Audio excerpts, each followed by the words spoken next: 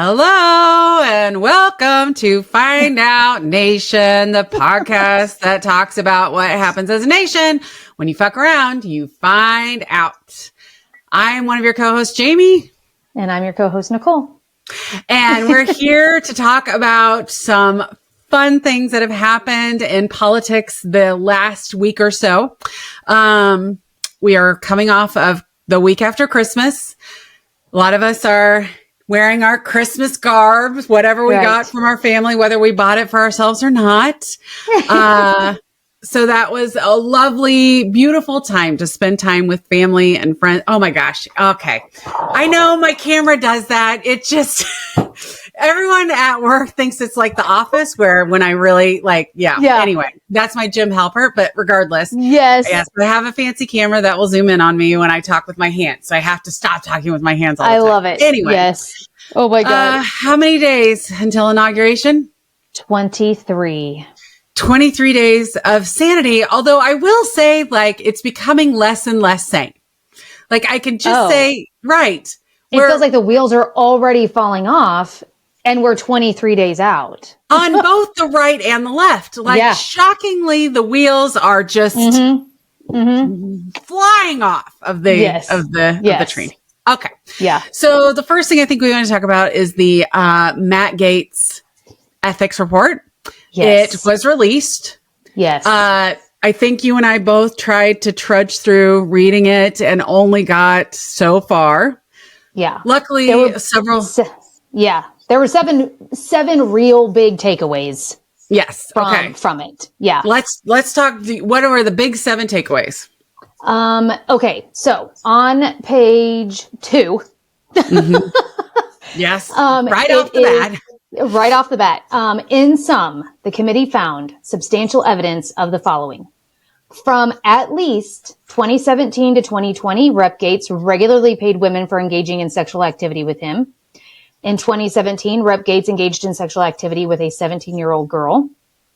During the period of 17 to 19, Rep. Gaetz used or possessed illegal drugs, including cocaine and ecstasy, on multiple occasions. Rep. Gaetz accepted gifts, including transportation and lodging, in connection with a 2018 trip to the Bahamas in excess of permissible amounts. In 2018, Rep. Gaetz arranged for his chief of staff to assist a woman with whom he engaged in sexual activity in obtaining a passport, falsely indicating to the U.S. Department of State that she was a constituent.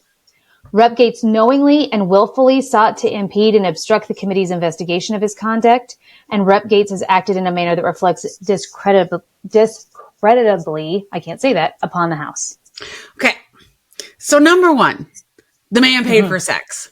Okay. You and I both were having a short conversation before we got on this podcast of the man paid for sex. There's no doubt he paid for sex. Now, his take is, I gave gifts to women who I was seeing and dating at the time. But there is no doubt in my mind that, especially considering where he met these women, what kind of websites he was visiting, that the implication is, I will give you money if you have sex with me, right? Yeah. Well, yeah. And his friend that organized all of this, his friend that turned state's evidence to protect his own ass because he went to prison anyway to lessen his own sentence. There are text messages that are clear that sex was expected. The women who testified have said sex was expected. That's right. We knew we were getting paid to have sex with him. The minimum he paid was $400 for each encounter. And he Venmo'd them. Okay. He Venmo'd them. He paid them in cash. He paid them with personal checks. And at one point he was and his girlfriend at the time, which also gives me the ick because it's very reminiscent of Ghislaine Maxwell and what's his name? Super ick. Just super ick. Yes. She she said that, him and his buddy were low on cash. So could they have a customer appreciation visit? And then later he repaid them for that because the women did it. So that's for sure. We know he paid for sex. But number 2 is the statutory rape. So we know he had sex with a 17-year-old. And the Florida law is explicit about, it doesn't matter if she purported that she was of age. It doesn't matter if he believes she was of age. Like, if she was underage, she was underage, period. Yes. And so we see clear indications that the man broke the law. Why did multiple laws? Multiple laws. Prostitution is illegal in every state except for Nevada, and then only certain counties. How you paid for did we not prosecute him? How did that not happen? Do not tell me that you did not have enough evidence when you released the report, and it is clear that you believed he broke the law. How did we not bring him up on charges? Yeah, I'm very disappointed in the Department of Justice. Me too. Because we go after people for a lot less. And this to me just reeks even more of, well, if you're a powerful white man with enough money and enough connections, we can we'll be willing to overlook some things for you. That's like right. Statutory fucking rape. And prostitution and drug use and violating house rules on gifts. All while you're an elected official of this government. And then the committee subpoenaed Gaetz for his testimony. He failed to testify. He refused. And then he kept saying that he had evidence that would exonerate him and never produced said evidence. What the fuck? Yeah. Like, I don't understand this. Because he's not the first one to do it. I don't understand how we don't have to be forced to comply with a subpoena. If you and I get subpoenaed, we don't get to say, fuck you, I'm not interested in partaking in any of this. Correct. And still get to sit in our houses. So this is why people are so fed up with politics and politicians. Disenfranchised. This is. And what kills me is that the same people that are fed up with politics and politicians are the same people that voted for Matt Gaetz multiple times. And probably today would still vote for him. Yes. I mean, the man would still be sitting in Congress if he hadn't been nominated by Trump and then knew this was coming out and said, I'm out, because he thought they wouldn't release it. That's exactly right. And the fact is that if he had just stayed in his position in Congress and this had been, this had come out, I think his voters would continue to vote for him. Yeah. And I also have a strong feeling about the fact that there was such an uproar about he's no longer a member of Congress. They shouldn't be releasing this ethics committee review. Here's my take on that. My fucking tax dollars paid for this committee. 1,000%. For this investigation. And paid his salary. That's right. And I think every single committee investigation, regardless of whether they're still sitting in Congress or not, that shouldn't protect you. I paid for this and I want the shit released. That's right. Period. I 1,000% agree. Yeah. Yeah. So they also talk about how the Department of Justice was very unforthcoming with, like, they filed multiple FOIA requests and they did multiple, and the Department of Justice, like, also didn't want to release information to the committee because they didn't press charges. I don't give a shit. It should be embarrassing to them. It should be embarrassing to them that they did not press charges, that they did nothing. What is Merrick Garland doing? What are we doing? So exactly right. What are we doing? Like, why in the world is it because we think that we're going to, like, not stay in our position if we press charges against a criminal? And if so, like, how can you say you're tough on crime? And, I mean, come on. Are you effing kidding me? Yeah. So to your point, like, just so you know, when people say they're done with politics and politicians and they have no faith in the government, this is what I can point to and say, this is where that is. 100%. 100%. Okay. Switching gears. Yes. The meltdown of the MAGA right and the Elon Musk Ramaswamy, like, H1B visas. Yes. I want to talk about this for a second. Okay. So for anyone that doesn't know, there has been some infighting amongst the Republican rights where our Doge leaders, who are obviously in tech and venture capitalism and startups, that sort of thing, really want to increase the number of H1B visas. because again, wanting to recruit the best and the brightest. And we talked about this when we talked about immigration before, that, you know, the hard right, the MAGA right is like, nope, this country's for white Americans. That's right. Let's outlaw everyone else.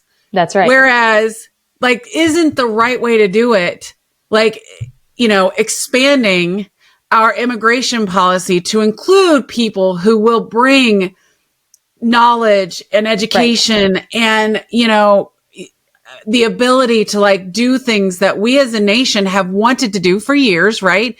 And then allowing them to come into this country legally and obtain their ability to work and live here legally.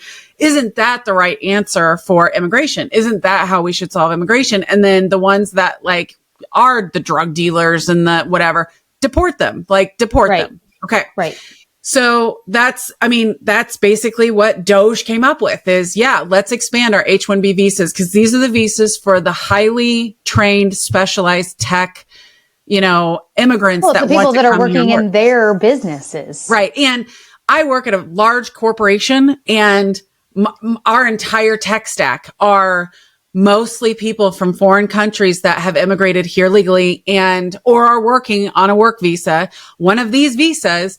And they're the ones that are like building the applications that are driving our entire business. So I see it firsthand. I know what it is. Like I see how important having these visas are, because we've had people that have not been able to work on projects because they've had to be deported because they can't get the visas that they need to be able to work in this country. So from my perspective, you know, as much as I hate to agree with Elon goddamn Musk, I'm like, yes, expand the visas, open these up, allow more people with this specializations to come in and bring their talent and their knowledge into our country. Whereas the hard right is pissed.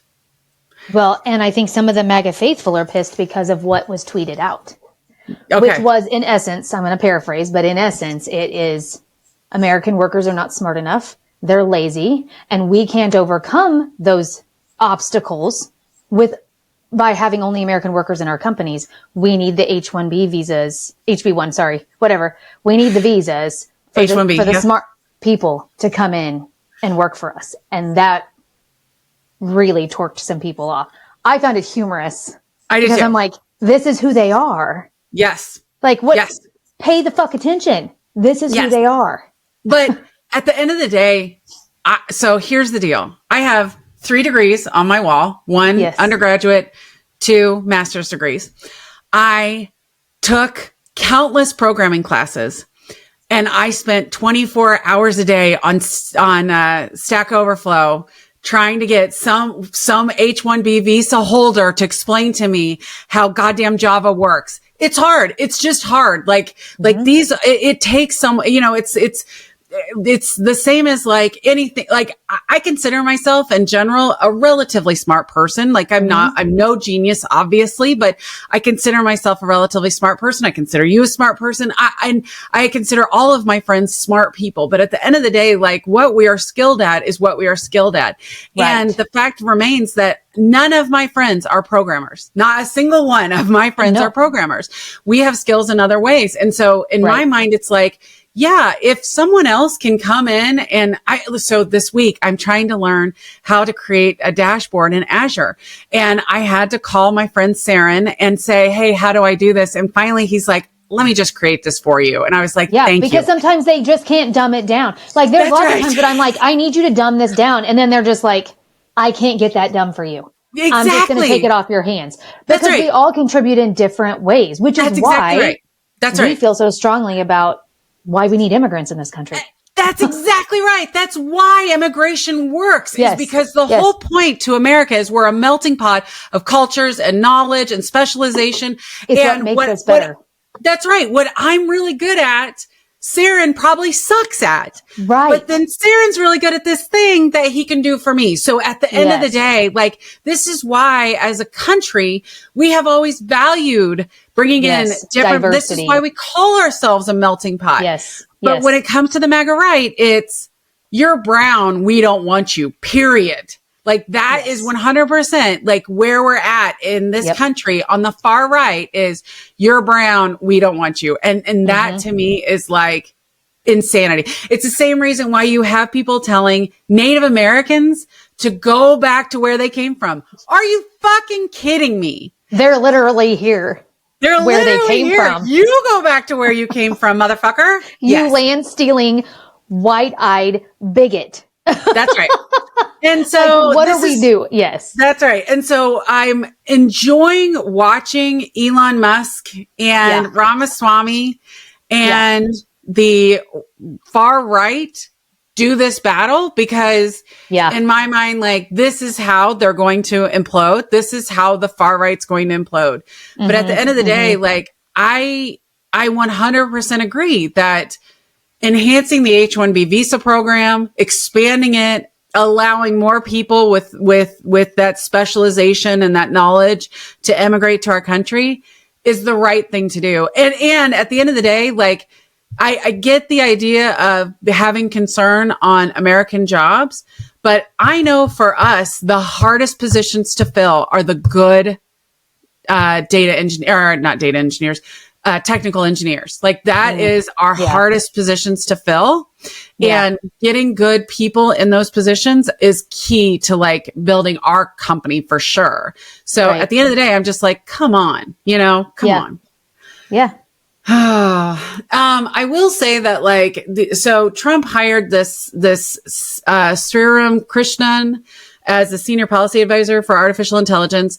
I do appreciate the fact that Trump is recognizing that AI is going to be a thing. So we should probably address it. Like this is right. This is one of the things that I really, and if this, I don't know if that came from Elon Musk or Ramaswamy. I just know that Trump brought in like a advisor on artificial intelligence. This is going to be a thing. We're going to have like laws are going to have to be enacted that address issues in artificial intelligence. And we're going to have to like make sure we have policies in place from intelligence, from the intelligence committee, from the Federal Bureau of Investigation. Like our military is going to all have to like get on board that AI is here and we're going to have to get smart about it real quick. And so having a policy advisor come on board to address that, I think is a good move. And I hate saying that in my like bones. I hate saying that, but I do think that it's a good move. And it's one that like Joe Biden, the fact that he had not addressed hasn't acknowledged it. Yeah, exactly. Okay. So I think that's going to be fun to watch. And I think this is exactly what we anticipated when Doge was created, when he brought on Elon Musk, when he brought in Ramaswamy. Like, I think this is exactly what you and I thought would happen is that when you get people who are thoughtful and actually have an agenda, good or bad, it's likely to conflict with what your far right constituents actually want. And it's going to be interesting to see who he listens to. Oh, yeah. Because Elon feels like he's the president right now. That's why all the shit going around on social media about Madam Vice President Trump is getting under his skin so badly, because Elon doesn't feel like he needs to be elected because he gave $250 million to run our government. And he expects Trump to do his bidding, and Trump expects Elon to do his bidding, and then Trump's going to have all his MAGA supporters that are going to be livid about certain, like, it's ripe for an implosion. Agreed. I want that. And to your point, it'll be interesting to see when Trump has had enough and decides to fire him. Because to your point, like, I do think Trump as a business person recognizes the importance of the H1B visas. I think that, who's going to run Mar-a-Lago if we deport everyone and we don't have those visas? Yeah. So, I mean, it's just the reality 100%. Of it. Like, yep, 100%. Okay. I want to switch gears. So I told you that my dad, I love my dad. He is as Yes. Anyway, he is as left as they come, along with my mother. Shocking. I know. But he sent me an article this week. I know. They are like, whew. Anyway, so my dad sent me a podcast called Unfuck the Republic. Oh. I know. I love that title. So I watched an episode the specific episode that he sent me that was about what does the left need to do to get their shit together, basically. You and I have talked a lot about this. Like, what are the things that we need to do? And one of the things that they talked about was messaging. Like, we all have to get on board with the message, and then that's what we have to drive home. So if the message, like on the right, is immigration, they talk about immigration constantly. If the message on the right is transgender, like, all of our ads are transgender, our speeches are transgender, our pundits are talking about transgender. Like, that was what the right wing did. Literally, he spent the most, Trump did, on his ad that said, Kamala Harris is for they, them, Trump is for you. That's right. And hammered the living shit out of it. That's right. That's exactly right. And so one of the things that they talked about was in order to get the left on brand and on message is we have to figure out what our brand really is. So, which I 1000% agree with. And so he's like, in terms that the bear used, we have to figure out what our non-negotiables are. I really like thinking of it in this perspective because I 1000% agree. We have to figure out what are our non-negotiables. So the four that Unfuck the Republic came up with were healthcare, the climate, free speech, and what was the other one? Healthcare, climate, free speech, and labor. Labor was the fourth. So taking care of working class. I venture to say that his number one was healthcare, and I 1000% agree with it. There is nothing that this country agrees about more than universal healthcare and Medicare for all. And look at the Luigi Mangione situation. Proof. 100%. Like, there is nothing that can unite the right and the left more than United Healthcare. Fuck those bitches. Universal healthcare. And so at the end of the day, like, that should number one be our message of Medicare for all, especially because, and he says this, like, it's clear that there is already a model for this with Medicare for all. Like, there's already a model to handle this with Medicare for all. So we have to get that done. And they have to also figure out, sorry, go ahead. No, go ahead. They also have to figure out how to overtalk the right's fear mongering on 100%. Medicare for all and universal health care because the right stance on it is, well, we can afford that. You can't afford for us to have universal health care. So they've got to figure out how they're going to overtalk that, because that's what the right uses to scare the very people that it would benefit the most. Well, and here's what I don't understand. Companies, big business, Elon Musk is spending $1 bajillion. Why aren't businesses just as up?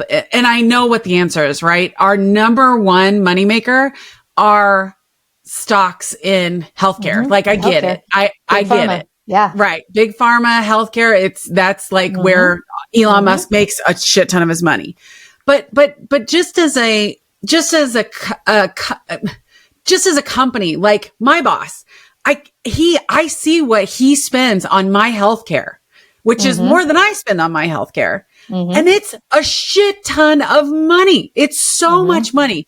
How is my boss not out there advocating for like universal healthcare? Now, I get like we're all going to have to pay taxes into this system, but I also understand that, like, I know that per person, per capita, other countries that have implemented healthcare for all pay less than they did when they were paying into insurance. So I just don't understand why companies like aren't saying, holy fucking shit, this is a no-brainer. Okay. Yeah. And let me tell you too that, so I brought this up with somebody that I work with who's a lawyer and extremely intelligent and somebody that I really, really respect. And he was like, okay, but it'll take forever to go see a specialist. That happens today in America. Like, are you fucking kidding me? It can take 4 to 6 months to get into a specialist. Correct. You know that I wanted to go see a new gynecologist. I called in November to make an appointment, and I'm not seeing that gynecologist until fucking February. That's right. And so at the end of the day, like that happens today where I have to spend so much time going in and waiting to go see these specialists that, I mean, I just don't want to hear it anymore. Death panels. Are you fucking kidding me? That's what's happening today in America. Like, do you not think your insurance company has an algorithm that says whether or not we're going to approve something or not based on your likelihood of living or dying? I know because I have a family member right now who is needing a liver transplant, but because he has not been sober a certain amount of days, no, we can't do, like that is an insurance decision. That is your death panel, like there. And that's exactly right. And that's why after the Luigi Mangione murder of the United Healthcare CEO. That it came that's the whole thing. It's illegal to stand on the street and kill somebody, but you can kill them on paper all day long. All day long. There are no repercussions for it. All day long. In fact, you'll get a raise for it. 100%. Okay. So in my mind, I'm 100% on board. Healthcare is a non-negotiable. Yeah. The environment, I 100% agree, has to be a tenet of the left. But as the left wing, we have to understand that if it comes down to taking care of workers or taking care of the environment, most people care about taking care of workers. Like, I'm sorry to say, but at the end of the day, we, as a country, yes, the environment is important, but and I think we can still enact environmental policies that do not harm workers. But at the end of the day, like, we have to realize that the economy is more important to people than the environment. And we have to figure that out. So in my mind, the message has to be like responsible environmental policies that do not harm middle class workers. We're going to keep your water safe. We're going to keep your air as safe as we can. We're going to keep, all of those things. Right. And not put you out of a job in the process. That's right. And we're going to promote industries like the solar industry, like, wind energy that increase the workforce and offer, but realize that we can only do so much before, we can't force people to all buy electric vehicles, because at that point, you are harming the American worker. And so understanding that balance is important to me. Labor. So 100%, my husband works for a union. We are pro-union in this family. We are absolutely but we also see that there are these right to work policies that people are supporting. And I'll tell you, when my husband goes to work and talks to his union, brothers and sisters, they are pro-Trump at the end of the day. They are all pro-Republicans. So we have to and you and I think talked about how Joe Biden was more pro-labor than any other president has been before him since FDR. Yeah. But I did not know that until I dug in and started reading that. There has been no messaging about pro-labor. Yeah. And if I went to my kid and asked him, hey, talk to me about what are unions? What do unions do? The only knowledge he has is what me and my husband have taught him. Right. There's been no widespread messaging to my teenager about the pros of a union. And why unions were created and how they've benefited every American worker in this country. Exactly. And so you can be anti-union all you want to be in 2024, but the reality of it is you have to thank a union for your 40-hour work week, for your breaks, weekends, for your holidays. Yes. Yep. For your children not working. Yep. Yes. Yes. Yeah. Exactly. For the safe conditions you do have. Exactly. So at the end of the day, to your point, I feel like this should be something that we talk about more. Yes. The thing that the guy was talking about with freedom of speech, we'll talk about that in a second. But the other non-negotiable I feel like we need to be talking about on the left is the class war. And this is in tangent to labor, but it's the goddamn class war. There was a time when we were adamant about the rich paying their fair share. And I think that on the left, we have enough rich donors that didn't appreciate that. Like, even like you watch West Wing, there was an episode where Rob Lowe was like, I pay my taxes. I pay my fair share. But I pay what they ask me to pay. We can debate whether it's fair, but I pay exactly what they tell me that I need to pay. So to your point, okay, I did not know until I had a year at my company where I knocked it out of the park. I had just an amazing year. I made the company, me and one other person worked 24/7 and made the company millions of dollars. Mm-hmm. That year I got a huge bonus. And after that bonus, I noticed my paycheck went up. It shot up by a couple $100 every paycheck. And I'm like, what the hell is going on? What the fuck is going on? Mm-hmm. I didn't know that there's a cap on what you pay into Social Security. I had no idea. Because at that point, I had never hit that cap. You've never hit that cap. Yeah. No, never. And most of us don't know that cap exists. And so I called my friend and I was like, who happens to be a genius developer. And I was like, what the fuck? Why did they stop taking out SSI? And he's like, you know how we say that rich people should pay their fair share? This is what we're talking about. And I'm like, are you fucking kidding me? That once I hit and it's not much money. I mean, it is, but in this day and age, it's like $160,000. Yeah, it's not like it's 800 grand. Exactly. Or even 200 grand. Yeah. It's like $160,000 you stop paying into Social Security. Are you fucking kidding me? This is insanity. This is insane. I do not understand why. And I believe I should be paying it. Now, I like it when I don't have to, of course. But if I was a politician, I would absolutely be running on the thought of, and I heard a pundit say this not long ago, that if you are president or if you're a politician, the health of the country has to come before everything else. It has to come before you, your ego, your family, your family's needs, whatever. The needs of the government, the needs of the country have to come first. And I don't disagree with that. And so in my mind, I 100% believe that if I were running, any type of political campaign, this would be one of my messages is the class warfare has to end. Rich people have to stop making the money that they're making. We have to stop allowing CEOs to earn $400 million, 500, 600 times what their even next highest paid employees are. But especially their lowest paid employees. We have to realize minimum wage. I love the fact that minimum wage is getting to $15. That's great. But at the end of the day, it's still not enough to live. There was just a report that came out in 2024. Homelessness shot through the roof. We have the highest homelessness rates that we have ever had. And the reason why is because people can't afford housing. The house I'm sitting in now, it rose by 300% in the last 5 years in value. That is not sustainable. We literally saw something on the news last night. We were sitting having dinner watching local news.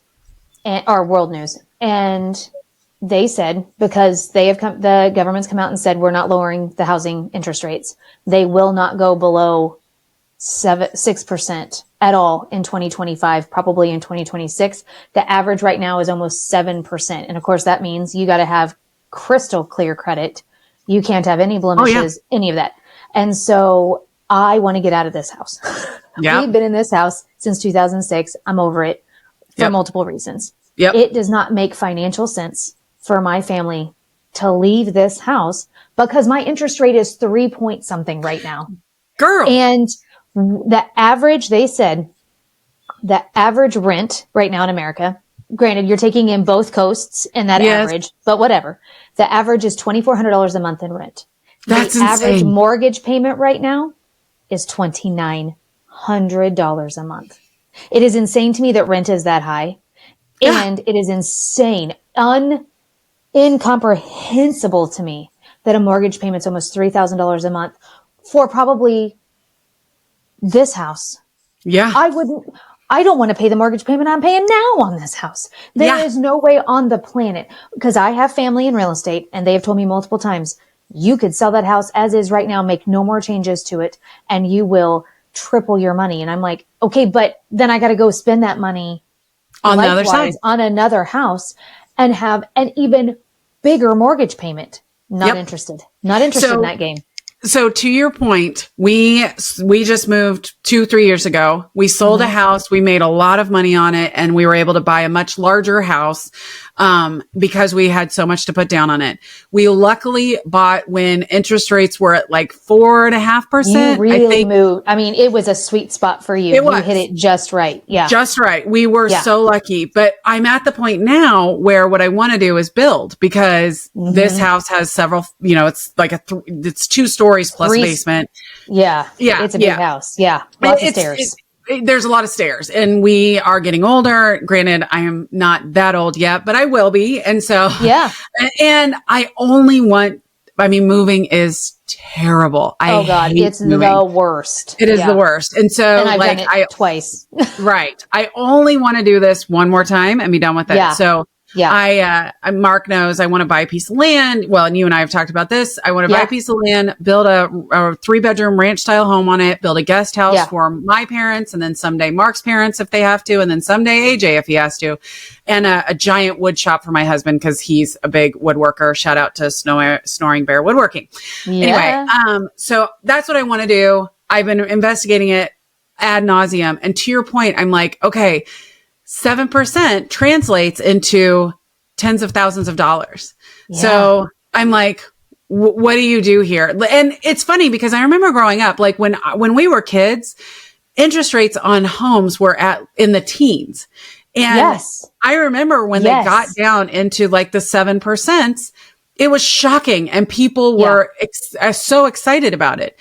But at the time, this house was $200,000, not $400 and some $1,000 that we paid for it. Right. So at the end of the day, like housing is insane. So anyway, we've gotten on a tangent with housing. But this is to bring us back to one of the core tenets that we have to address as a party is the class war. I think that it is the number one thing. So if we focused our message on healthcare, on climate, and on the class war, we could make huge inroads into unifying the party and bringing us all together on message to get elected. That's my thoughts. One other thing I read, my dad sent me another video that was about the fundamental flaws with our country and the fact that like of the last however many elections in the last 15 years, all but like 2 were decided against the popular vote because of the way that so that's one other thing that I feel like we should at least consider as a party is like the fundamental flaws in our government. Now, granted, a lot of like our laws are, would be very, very difficult to change. Right. But there are a lot of things that we see, like this goddamn Matt Gaetz Justice Department report, this ethics report that clearly says the man should have been broke the law. That's right. He broke the law. He should have charges brought against him. And we've done nothing about it. We've done nothing to address this clear corruption in our government. We said, Donald Trump ran on drain the swamp. Well, this guy is the worst of the swamp people. And we do nothing about it. We do not. Now, granted, he's out of the swamp. So but that was by accident almost, I feel exactly. That's exactly right. Because if people hadn't been more up in arms about his nomination under Trump, he'd still be sitting in Congress. That's exactly right. He was reelected by the constituents of Florida in the November election. That's right. And so this is where it becomes like, first of all, do we address things like the Republic? Do we address things like term limits in our Supreme Court? Do we address term limits for our other branches of government? Like we have them for the president. Across the board. And age limits. Right. And age limits. That's exactly right. So at the end of the day, and I don't know how I feel about age limits because to be perfectly honest, like Bernie Sanders, I would elect tomorrow, right? I would elect him tomorrow. I don't necessarily but at the end of the day, it just feels like we're at a point in our country that we see these fundamental flaws. I think both people from the right and the left agree that there is clear problems in the way that our Constitution and our system works. So can we not like address those and actually try and make some changes that would fix the system? Right. Yeah. So I feel like as a left, I would like to say that like we as and I would love for someone to sit down with the establishment Democrats, the Nancy Pelosi's of the world, and, sit down in the Chuck Schumers and say, don't you agree?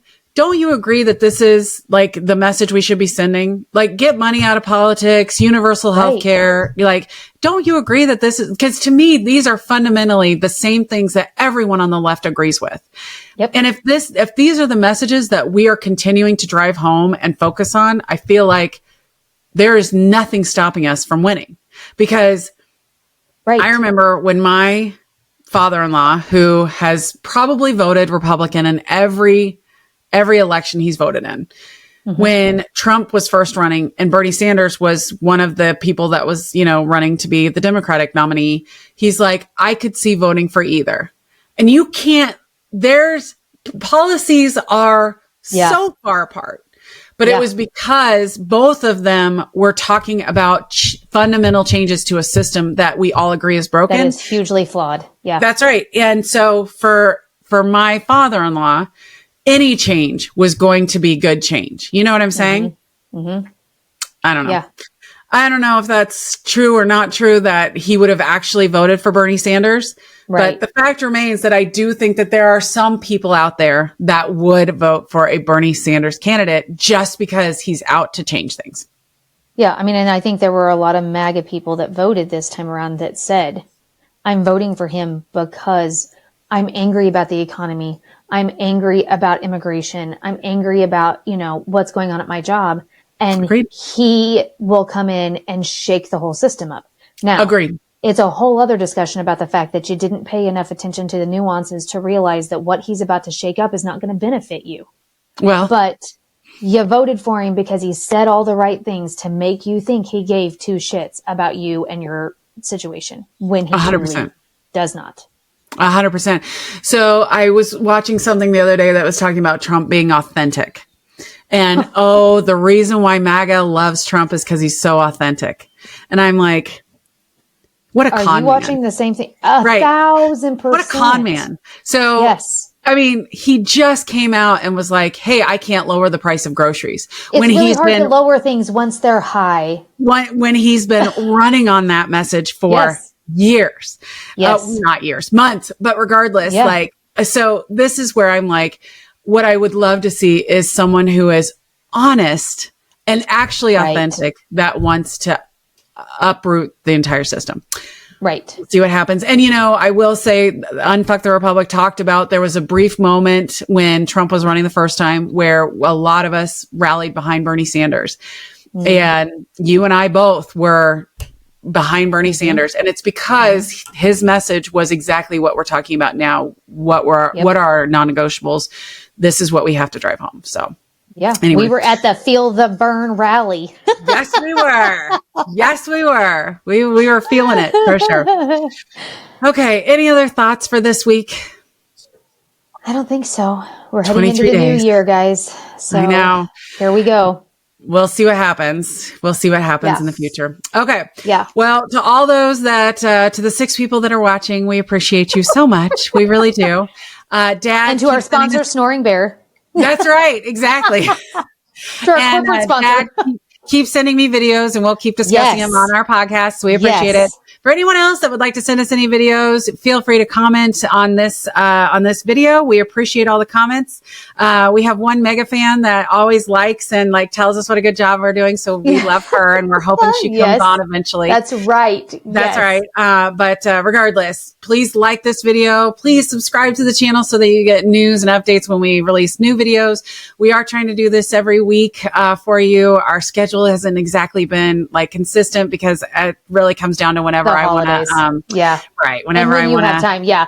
I just show up. I just show up and run my mouth and you do all the work behind the scenes. Well, it takes some time. So it's really on when I get some free time to post these, but I do enjoy doing them with you, Nicole. And so I told some friends the other day, I was like, I feel like talking through this has allowed me to like escape some of the, oh my God, the world is ending that I had when Trump was originally voted. Right. I agree. Like it's been very cathartic for me to just I agree. Like now when because I'm still not as obsessive with it like I was, but now when I am watching the news and I'm diving into something that like ahead of time we're like, we need to talk about this. I feel like I'm doing it because I'm educating myself and then we're going to talk about it. And it's not just me spiraling. Yes. Into I agree. doom. And I can give it a perspective of like to be perfectly honest, the H1B visas are one of those things that in the past, I probably would have been like, oh my God, it would have like taken, but now I'm like, okay, let's have this perspective of you guys work it out. Like we're just sitting here eating popcorn. You guys work that out. So anyway. Yes. Yeah. Okay. Well, I appreciate it. Thank you all for watching and have a fabulous day. Yes. Bye.